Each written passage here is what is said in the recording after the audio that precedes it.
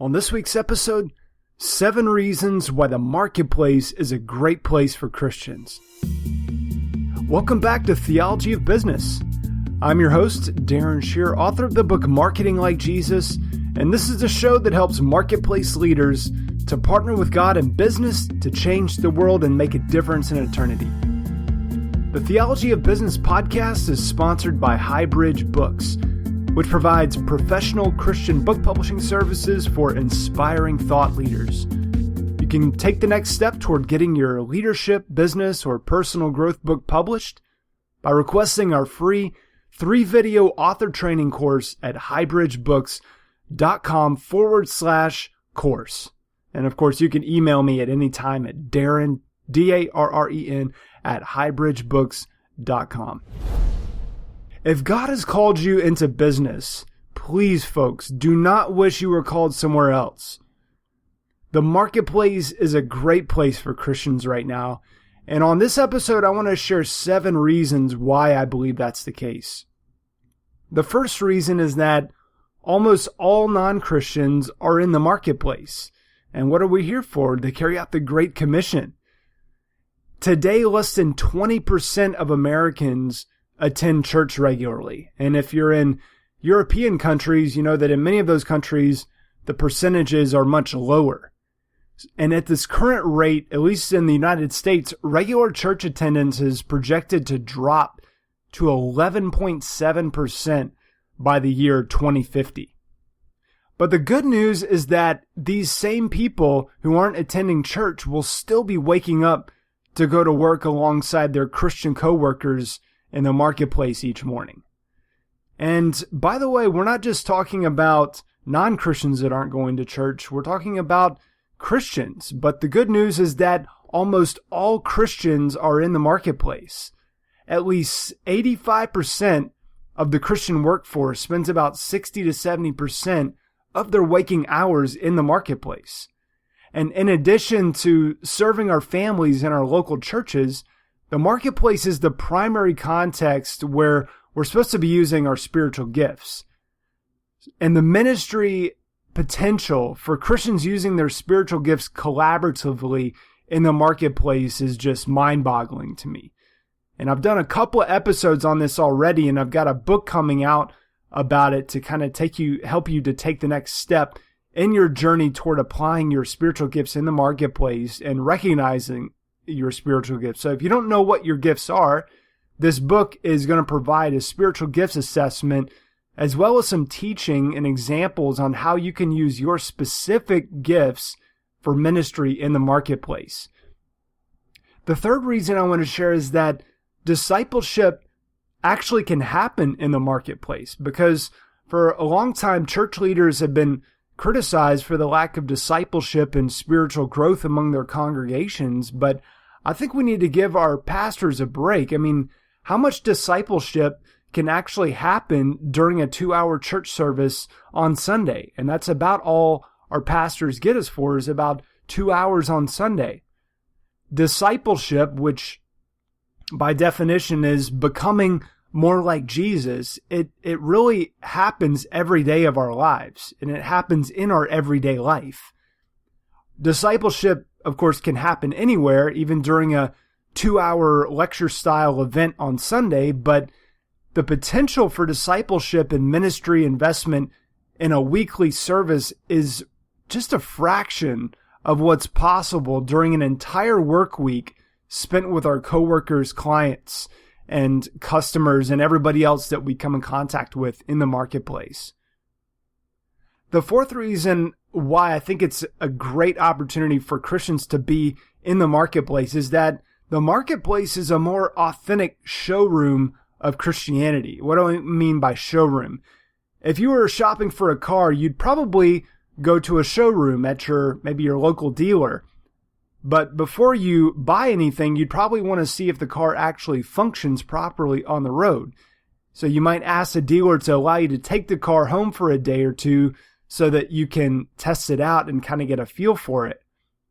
I think the local church is kind of like the showroom for Christianity, but the marketplace is the test drive for people.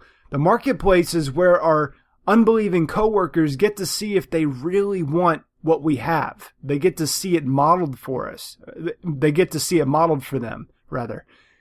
Daily, they see how we react under pressure. They see how we treat people. And they see how much God truly matters to us because it's in our daily lives.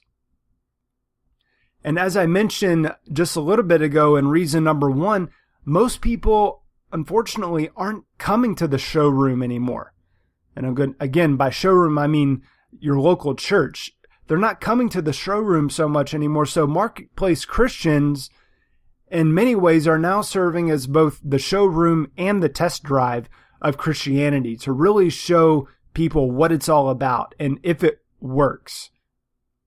Reason number 5 is that the marketplace forces the church to use all of its capabilities.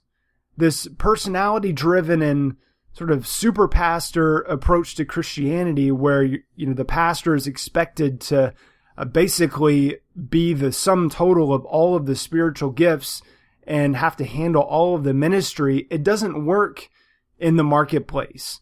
And having a bunch of Christians sitting on the sidelines of ministry may not prevent a local church from increasing numerically. I mean, the church may be able to continue to go about its programs and to have a sermon and have music on Sunday morning, but it won't transform the marketplace for the glory of God. And then on the flip side, in the marketplace, I found that a lot of the teaching about marketplace ministry has been defining marketplace ministry really without regard for people's unique spiritual gifts. And for example, if I have an apostolic gift, of course I'm going to view the marketplace as a mandate to ascend and take the business mountain for God.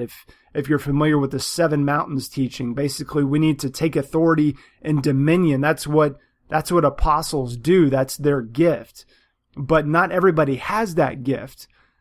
And then if I have a pastoral gift, like somebody that maybe works for one of the marketplace chaplaincy organizations, of course I'm going to view marketplace ministry as a calling to care for the personal needs of my employees and my coworkers. Or if I'm a boss in a company, that my focus is taking care of the sheep and really kind of being in that pastoral role.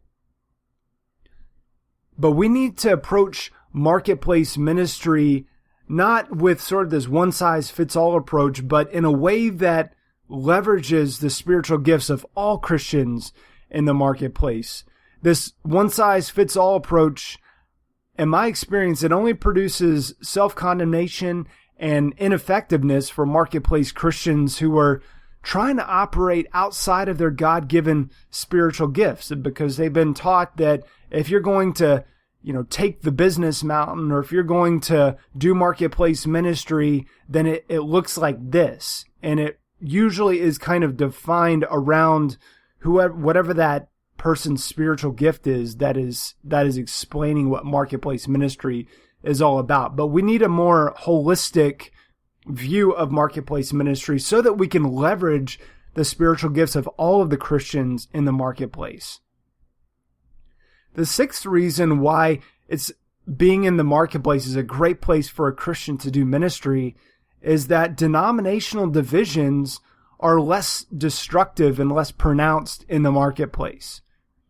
Now, we can choose whether to attend a Baptist church or a Pentecostal charismatic church or a Presbyterian or a non-denominational church on Sunday, but most of us don't have the luxury of working with only Christians with whom we agree theologically, because the marketplace has a way of diluting some of these differences, which opens the door then to collaborative ministry beyond the walls of our local churches and our local church traditions. The 7th and final reason that I want to share, and usually this reason tends to be kind of the dominant reason, I think, in a lot of people's minds when they think about the ministry potential of the marketplace and doing business as ministry. They usually only think about it sort of in monetary terms, but I hope that I've shared a few reasons leading up to this that'll help us understand that that's not necessarily just the case. But at any rate, everything gets funded from the marketplace. And that's reason number 7, why being a Christian in the marketplace is a great place to do ministry. All money comes from value that has been created in the marketplace. And business professionals ultimately decide what gets funded. So these business professionals, they need to know God and they need to know His plan for their lives so that they can make righteous decisions concerning money. And it's our responsibility as Christians in the marketplace to make disciples of these people that are out there making these decisions that are affecting all of our culture, all of the world, in fact, because of the power of economics. Although business is often thought of as primarily or only the economic engine of the church, I really hope that we'll begin to see and realize its full potential for transforming society for the glory of God. So I'm going to leave you with this discussion question. I'd love to hear your thoughts at theologyofbusiness.com on this particular episode. In addition to these 7 reasons, what's another reason, or what's another couple of reasons for why God is now mobilizing Christian business professionals for ministry in the marketplace? That's all for this week. I'm looking for stories to feature in a book that I'm currently working on. So if you have a story of how you're using spiritual gifts in your work and business, I'd love to hear from you.